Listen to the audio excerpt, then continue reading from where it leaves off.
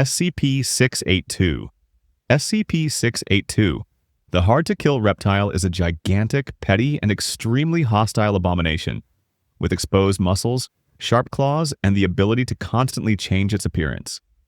It's highly intelligent, too intelligent, capable of speech, and driven by an intense detestation for all life. All of life, yes, including that tree. Because of that, it's one of the most hostile and dangerous creatures in the Foundation's custody who's constantly being a pain to contain, let alone kill.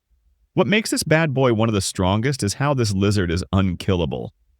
Full stop. 682 has regenerative abilities, able to grow new limbs, organs, or defenses. If his eyes are stitched, he'll just grow new eyes. Throw him into space? He can actually breathe now. He's survived dismemberment, acid, and even antimatter, for God's sake. It's like an actual cartoon episode. No matter what you do, it will not be destroyed. All termination attempts have failed, and it remains nearly impossible to destroy or permanently contain. Yaldabaoth. Yaldabaoth, tongue-twister name, is an ancient and powerful entity. He is most often portrayed as a grotesque, godlike being responsible for the creation of life in its most raw and ugly form. He is often depicted with a lion's head attached to a serpent's body. This chap is seen as a primal force of nature who is driven by instinct. Sarkic cults view him as the evil creator of life. In one version of the many myths, Yaldabaoth and Mekane were rival gods from the Great Abyss, with Yaldabaoth devouring lesser gods like he's playing Agar.io, and Mekane building structures from their remains. Their conflict was ended with Mekane shattered and Yaldabaoth sealed away. Yaldabaoth is able to both command terrifying archons and manipulate organic matter with ease, being said to be responsible for plagues like SCP-610. SCP-343. SCP-343, no kidding, is referred to as God by Foundation staff. He claims to be the one and only divine creator of everything. Despite being classified as safe, due to him willingly letting the Foundation contain him, he presents himself as a gentle, kind, older humanoid male whose appearance subtly changes depending on the observer. His power is demonstrated by casually walking through solid walls like SCP-106, manipulating space within his containment cell, and demonstrating knowledge across all territories of existence. Staff have reported that his room appears much, much larger and more decorated on the inside than physically possible. So, yeah, he can also bend reality. Who would have thought? 343 remains cooperative, nonchalant, and friendly, preferring to reside within his cell rather than being forced to stay. The fact that no containment measures would work against him, and that staff always feel boosted after visiting him, reinforces that this lad has incomprehensible power and benevolence. Though nobody knows if he actually is God or just a major troll. He Who Made Dark.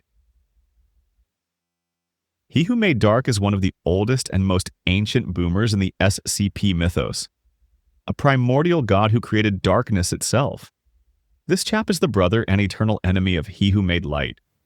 Their cosmic rivalry was extremely close to destroying all of creation in its earliest days. After a Gundam-type battle, He Who Made Dark was sealed inside a meteorite for being a naughty boy.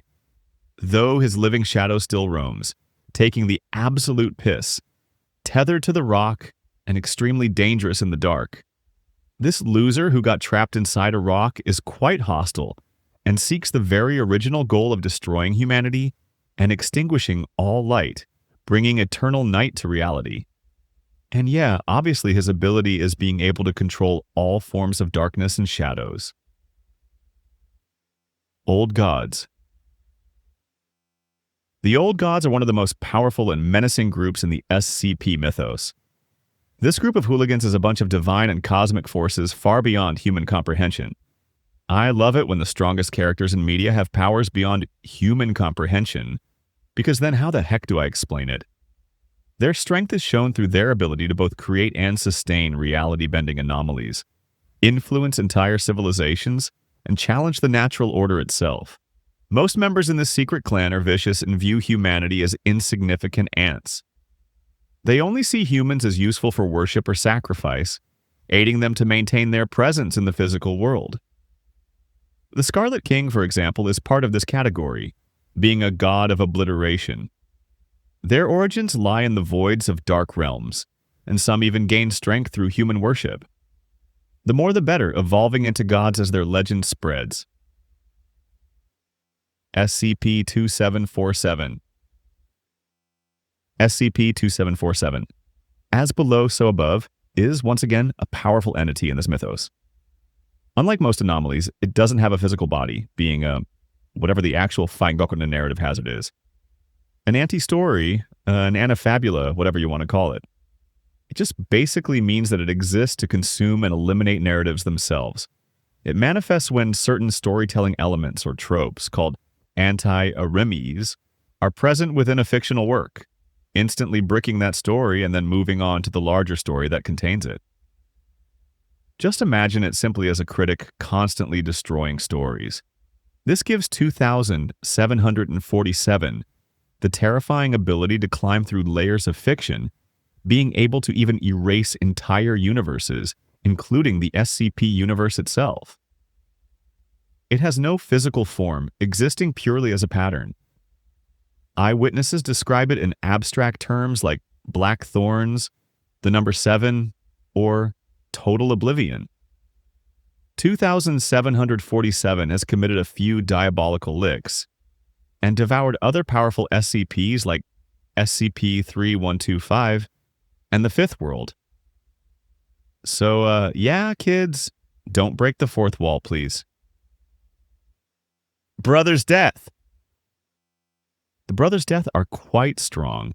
Each one of these three musketeers embodies a fundamental aspect of death and exists far beyond the limits of established reality. So let's look at them. Small Death, the weakest of the gang, is the death of individuals. How puny and insignificant. He has the most human-like form among the three, but is still greater than all the low-tier elder gods. Next up in the ringer is our good old chap, the Great Death. He is the death of a group or large mass of individuals.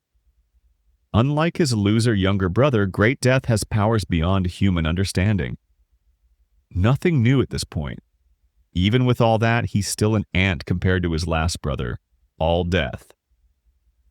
As the embodiment of the void, the primordial nothingness that predates all creation, this lad is the very essence of death and darkness. His existence makes even Mr. Sixth Place on my evil characters tier list shiver his timbers. With their rivalry with the Scarlet King, the Brothers' Death are said to have caused the destruction of all things, basically being the inevitable end of everything from an apple to a black hole.